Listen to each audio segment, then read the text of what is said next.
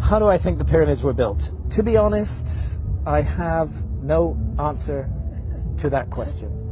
And anybody who tells you that he or she knows how the pyramids were built are not telling the truth, because we don't know.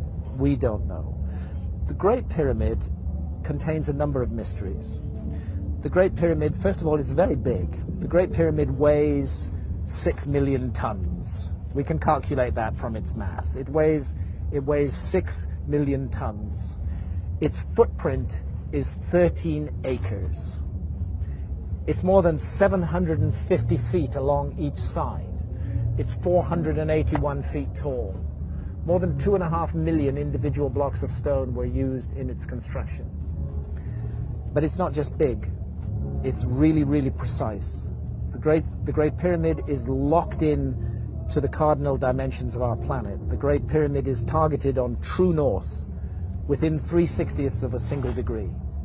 Now, no modern builder would create a large building and add onto his or her shoulders the additional burden of aligning it to true north within a fraction of a single degree. They just wouldn't get it. They wouldn't understand why it was important to do that. But something drove the builders of the Great Pyramid to go to a very great additional trouble, not only to create this massive, imposing monument, but also to lock it on to true north. And then other things, to incorporate into its dimensions the dimensions of our planet.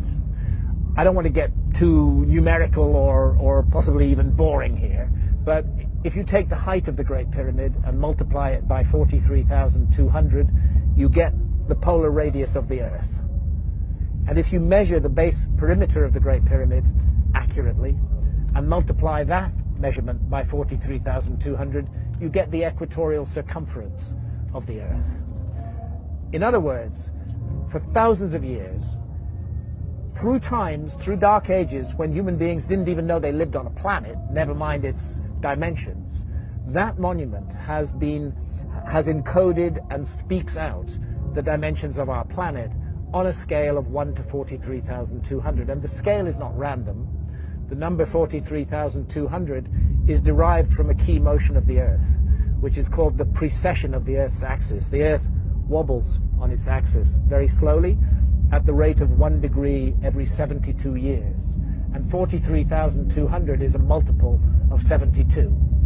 In fact, I think it's 600 times 72, but I need to double check that. But it's a multiple of 72. Check it out. So they've given us the dimensions of our planet on a scale defined by the planet itself.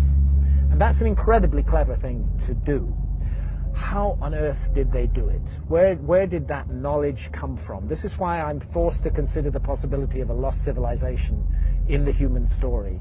This is a work of almost, but not quite, space-age precision. It contains errors, but they are human errors for sure, but they're very tiny. The great precision, great skill, great craft. Some people will say to you, oh, the Great Pyramid was built by slaves. That is utter bullshit. No slaves were ever involved in the construction of the Great Pyramid. As far as I know, there were no slaves in Old Kingdom Egypt whatsoever. The Great Pyramid, I've climbed it 5 times. I've been in every known chamber in the Great Pyramid. It is a work of stunning artistic achievement. You're looking at the work of masters of architecture at the peak of their skill. Not an unwilling labor force, but people who gave their labor to that work with love and with care and with attention. There are blocks of stone weighing 70 tons that have been raised more than 300 feet above the ground. And we're not talking a couple of blocks, we're talking dozens of blocks of that weight. The average block weighs about 2.5 tons. It's the moving of those huge blocks of stone, their arrangement into a high precision monument, and the achievement of actually doing it, because you know if you make a small mistake at the base, by the time you get to the summit of your 481-foot high pyramid, you don't have a pyramid, you have a corkscrew. You know? They got it all right, and nobody today can explain how they did it, with the knowledge that is supposed to have been available in ancient Egypt in the Old Kingdom, and with the tools that are supposed to have been available.